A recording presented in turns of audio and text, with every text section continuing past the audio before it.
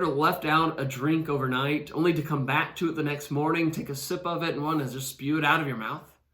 That's because it's lukewarm. Whether it was your hot cup of coffee just cooling down or whether it was your ice water warming up, it does it so it could meet the temperature of the air that's around it. Well, that's exactly what Jesus said had happened to the church at Laodicea in Revelation chapter 3. Being lukewarm is not just about being half on fire for God, it's about being too influenced by your surroundings. And so they had allowed their culture to influence them too much, so much so that instead of standing out like God had called them to do, they just fit right in. Yet that is exactly what I'm seeing when I'm looking around the religious landscape. Religious groups on all ends of the spectrum just getting closer and closer and closer to the culture around them. We see it all over the place. We see Christians or even churches or even preachers not calling sin for what it is, sin.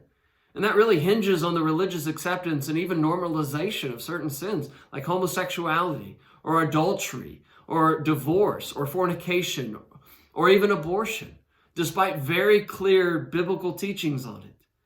Or the feminist movement giving way to female ministers despite very clear New Testament passages on it.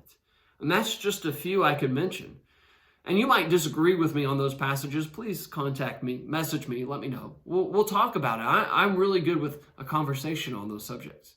God has not called us to settle for being lukewarm churches or Christians. He's called us to be like Daniel in Daniel 1 verse 8, where he drew his line, he drew his principle where God drew it. He refused to defile himself with the temptations of the delicacies of the culture that was around him. Or like the apostles who chose in Acts 5 and verse 29 to choose to obey God rather than man, despite the cultural backlash, and they were beat. And there are backlashes.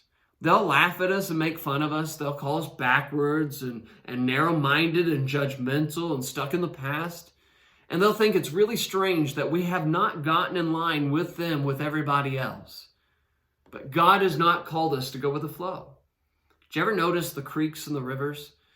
They just wind and they bend. They take the path of least resistance.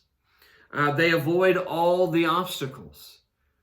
And if we go with the flow, we're going to be as crooked as the rivers and the creeks. God has called us to go against the grain of our cultural norms.